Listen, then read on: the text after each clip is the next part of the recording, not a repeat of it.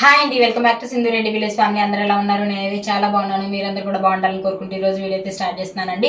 ఈ రోజు వీడియోలోకి వెళ్ళడం కన్నా ముందు మనం ప్రతి వీడియోకి గివ్ అవే కండక్ట్ చేస్తున్నాం కదండి. సో ప్రీవియస్ వీడియోకి ఎవరు గివ్ అవే గెలుచుకున్నారు అనేది ఈ వీడియోలో చూద్దాం. అండ్ ఈ వీడియోకి ఎవరు గివ్ అవే గెలుచుకుంటారో కూడా చూద్దామండి.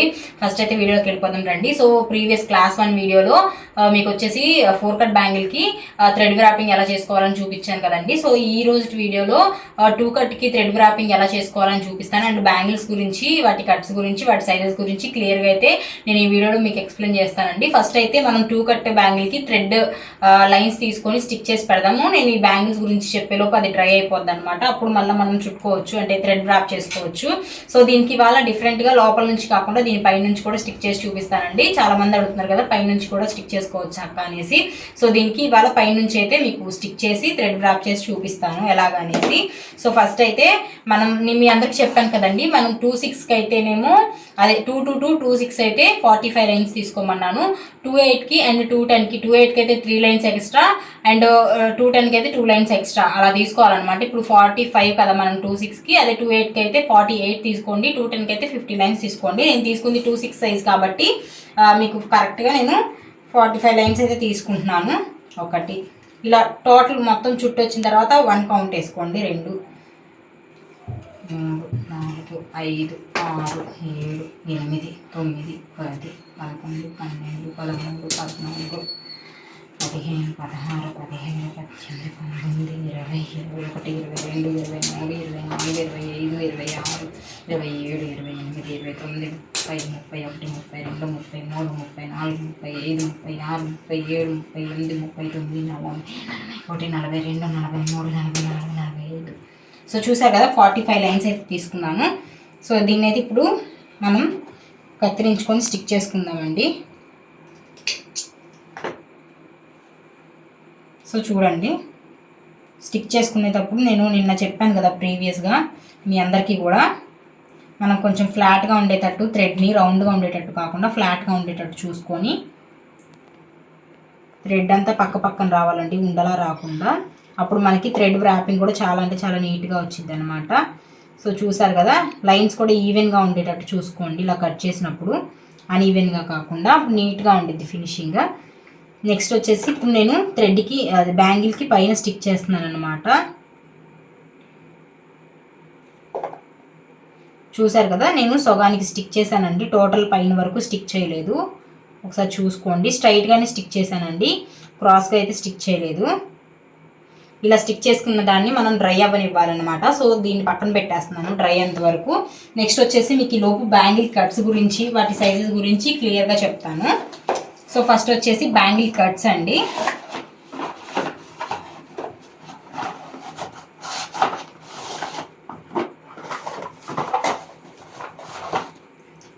సో చూడండి, ఫస్ట్ వచ్చేసి ఇది 1 కట్ అనమాట. ఇది 1 కట్లో ఇది కరువు, ఇది ఫ్లాట్. సో చూసారుగా, కరువు అంటే మనకి ఇలా ఉంటుందండి కొంచెం, ఫ్లాట్ అంటే ఇట్లా ఫ్లాట్గా ఉండిద్ది అనమాట. ఇదేం కొంచెం ఎంబోస్డ్గా ఉండిద్ది. సో చూసారు కదా, ఇది ఫ్లాట్కి కరువుకి డిఫరెన్స్. సో కరువులో 1 కట్, ఇది ఫ్లాట్లో 1 కట్ అనమాట. నెక్స్ట్ వచ్చేసి 2 కట్ ఫ్లాట్, కరువు చూపిస్తాను. సో చూడండి, ఇది వచ్చేసి 2 కట్ కరువు, ఇది వచ్చేసి 2 కట్ ఫ్లాట్ అనమాట. నెక్స్ట్ 4 కట్ ఫ్లాట్ కరువు చూపించేస్తాను. ఇది వచ్చేసి 4 కట్ ఫ్లాట్ అండి, ఇది వచ్చేసి 4 కట్ కర్వ్ అనమాట. సో చూసారు కదా, ఇట్లా ఉంటుంది 4 cut curve, 4 cut flat. Next వచ్చేసి 6 కట్ కర్వ్ అండి. సో 6 కట్ కర్వ్, ఇది 4 కట్ కర్వ్ కదా, దీనికన్నా సన్నగా ఉంటుంది. ఇది మనం ఎక్కువ సైడ్ బ్యాంగిల్స్కి అలా యూజ్ చేస్తామండి. సో చూసారు కదా, ఇది వచ్చేసి 6 కట్ కర్వ్ అనమాట. సో ఇవి డిఫరెన్స్, కర్వ్కి ఫ్లాట్కి కట్స్ అంటే ఇవన్నమాట. సో ఒకసారి క్లియర్గా చూసేసేయండి. ఇదిగోండి, ఇది 1 కట్, ఇది వచ్చేసి 2 కట్, ఇది వచ్చేసి 4 కట్, ఇది వచ్చేసి 6 కట్. సో ఇట్లా వస్తుంది, చూసుకోండి ఒకసారి డిఫరెన్స్. నెక్స్ట్ వచ్చేసి మీకు సైజు గురించి క్లియర్గా మెన్షన్ చేస్తానండి, ఏ సైజు ఏంటి అనేసి. సో దీనికోసం మనం ముందు సైజెస్, దాని సైజ్ మెజర్మెంట్ తెలుసుకోవడానికన్నా ముందు అసలు ఫ్యాన్సీ బ్యాంగిల్ సైజ్ ఎంత ఉంటుందని ముందు మనం క్లియర్గా తెలుసుకోవాలండి. సో ఫస్ట్ మీకు చూపించేస్తానండి. సో ఇక్కడ చూసారు కదా, ఇది నేను ఫస్ట్ బ్యాచ్లో చెప్పిన బుక్కేనమాట. సో చూడండి, మనకి ఫ్యాన్సీ బ్యాంగిల్స్లో వచ్చేసి 2 సైజు 5.4 cm వస్తుంది, 2 సైజులో 5.7 cm వస్తుంది, 2 సైజులో 6 cm వస్తుందండి, 2 సైజులో 6.3 cm వస్తుంది అండ్ 2 సైజులో 6.6 cm వస్తుంది. ఇప్పుడు మనం థ్రెడ్ బ్యాంగిల్స్లో మనకు వచ్చేసరికి చూడండి ఆటోమేటిక్గా 2 points అనేది పెరుగుతూ వచ్చింది అన్నమాట సైజ్కి వచ్చి. సో చూసారు కదా 2లో 5.4 కదా, ఇక్కడ వచ్చేసి 5.6, 2లో 5.7 కదా, ఇక్కడ వచ్చేసి 5.9 అనమాట. ఇక్కడ 6లో 6 వచ్చింది కదా, ఇక్కడ 6.2 అట్లాగా 2 points ఇంక్రీజ్ అవుతూ వచ్చిందండి. దీంట్లో ఇంకొక ముఖ్యంగా చెప్పాల్సిన విషయం ఏంటి అంటే ఈ సైజెస్ అనేవి మనం తీసుకునే బ్రాండ్ని బట్టి బ్యాంగిల్ బ్రాండ్ బట్టి ఒక పాయింట్ అటు ఇటు వస్తాయండి ఒక్కొక్కసారి. సో ఒక పాయింట్ వల్ల మనకి టోటల్ బ్యాంగిల్ సైజ్ అనేది డిఫరెన్స్ వచ్చేదన్నమాట. సో అదొకటి గుర్తుపెట్టుకోండి.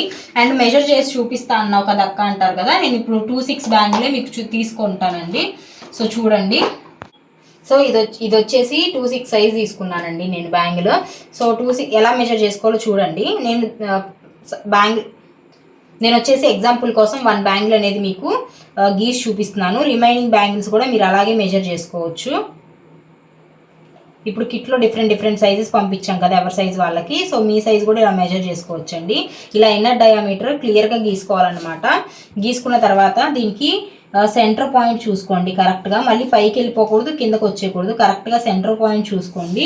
సెంటర్ పాయింట్ చూసుకొని కరెక్ట్గా ఈ సెంటీమీటర్స్ వైపు మన స్కేల్ని 0 పాయింట్ దగ్గర నుంచి పెట్టాలండి.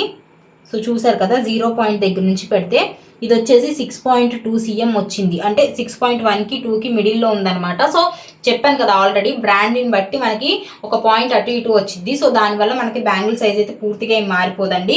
సో దీని సైజ్ వచ్చేసి 2.6 అన్నమాట. మీరు బ్యాంగిల్ సైజ్ని ఎప్పుడైనా కానీ ఇలాగే మెజర్ చేసుకోండి, మీకు క్లియర్గా ఉంటుంది బ్యాంగిల్ సైజ్ అనేది. సో నెక్స్ట్ వచ్చేసి ఇప్పుడు మీకు అర్థమైపోయింది కదా బ్యాంగిల్స్లో కట్స్ ఏంటి, వాటి సైజెస్ ఎలాగా అనేసి. నెక్స్ట్ వచ్చేసి ఇప్పుడు థ్రెడ్ వ్రాప్ ఆల్రెడీ చేసి స్టిక్ చేసి పెట్టాం కదండి. సో దీన్ని అయితే వ్రాప్ చేసుకుందాము. సో చూడండి, మనం ఎలా అయితే పల్చగా అంటించామో అలాగే పట్టుకొని థ్రెడ్ని. సో చూడండి క్లియర్గా స్ట్రైట్గానే వ్రాప్ చేసుకోవాలండి.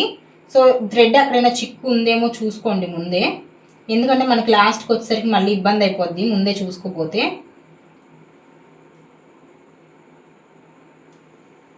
సో దీన్ని పక్కన నుంచి రానివ్వండి థ్రెడ్ని.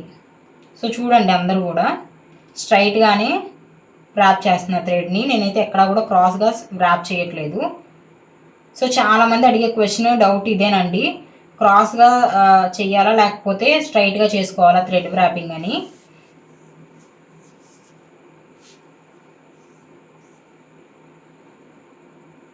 సో చూసారు కదా ఇట్లా చేస్తా చూడండి.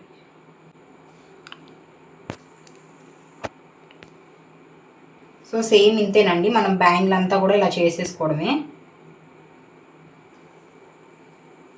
పల్చగా రావాలి అండ్ కింద బ్యాంగిల్ బేస్ కనపడకూడదు, నీట్గా రావాలి, థ్రెడ్ అనేది టైట్గా రావాలి. సో అదొక్కటి గుర్తుపెట్టుకొని నీట్గా వచ్చేదాకా ట్రై అయితే చేయండి.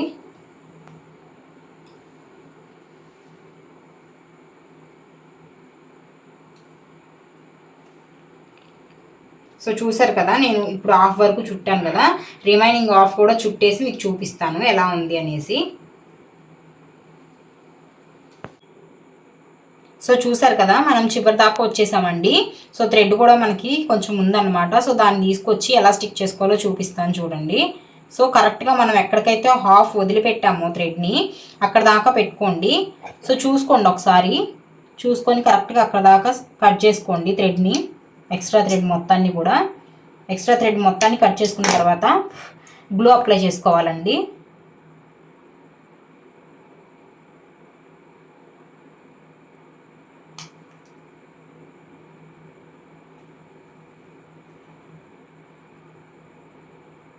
సో చూసారు కదా ఇలా గ్లూ అప్లై చేసేసుకొని ఇట్లా మన ఫింగర్స్ తోటి అనేసుకోవడమేనమాట.